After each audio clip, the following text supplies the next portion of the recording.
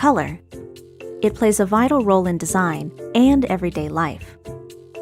It can draw your eye to an image, evoke a certain mood or emotion, even communicate something important without using words at all. So how do we know which colors look good together and which ones don't? The answer is simple: color theory. Artists and designers have followed color theory for centuries, but anyone can learn more about it. It can help you feel confident in many different situations, whether it's choosing colors for a design or putting together the perfect outfit. All it takes is a little insight, and you'll be looking at color in a whole new way. Let's start at the beginning, the very beginning, with a refresher on the basics. Remember learning about primary and secondary colors in school? Then you already have some knowledge of color theory. Red and yellow make orange, yellow and blue make green, and blue and red make purple. If we mix these colors together, we get even more in-between shades, like red-orange and yellow-green. All together, they form what's called a color wheel. You can probably see where it gets its name. Now, let's take it one step further with hue, saturation, and value. These are terms you might never see in daily life, but they're the key to understanding more nuanced colors, like all those little paint chips at the home improvement store. Hue is the easiest one. It's basically just another word for color. Saturation refers to intensity.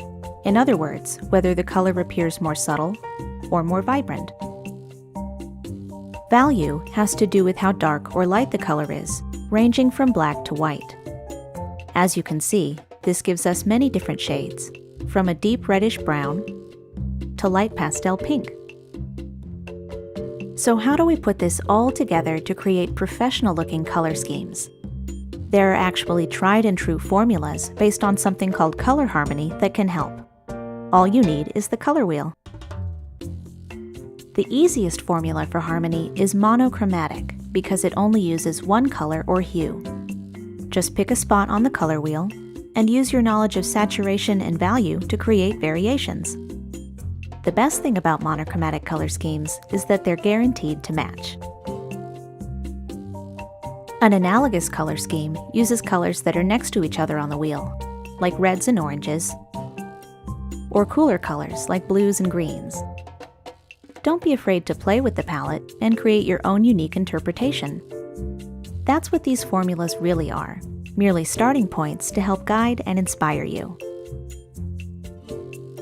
Complementary colors are opposite each other on the wheel, for instance, blue and orange, or the classic red and green.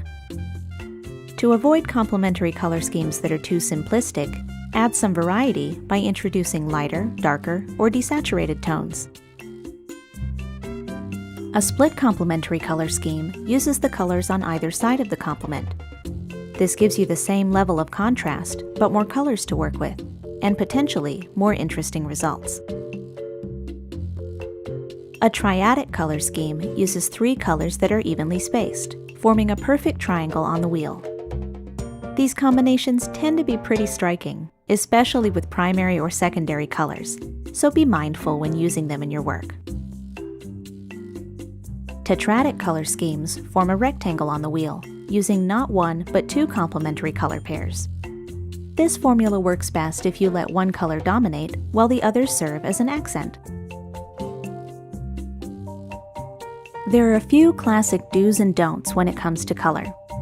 For instance, have you ever seen colors that seem to vibrate when they're placed next to each other? The solution is to tone it down, literally, and there's a simple way to do it. Start with one color and try adjusting its lightness, darkness, or saturation. Sometimes a little contrast is all your color palette needs.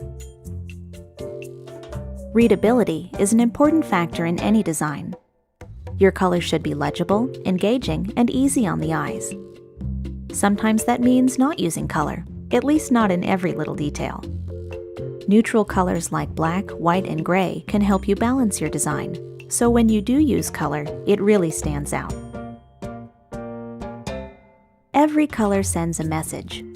It's important to consider the tone of your project and choose a color palette that fits. For example, bright colors tend to have a fun or modern vibe. Desaturated colors often appear more businesslike. Sometimes it just depends on the context. You'd be surprised how flexible color can be.